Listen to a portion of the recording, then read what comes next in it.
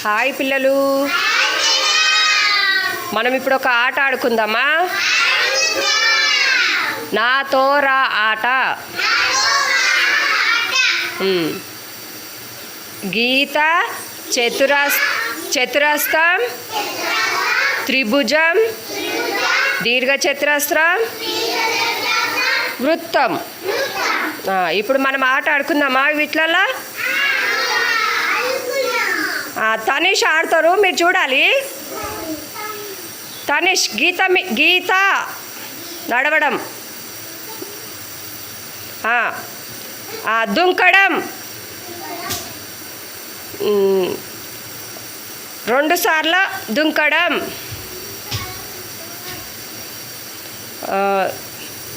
కుంటడం, కూర్చొని లేవడం.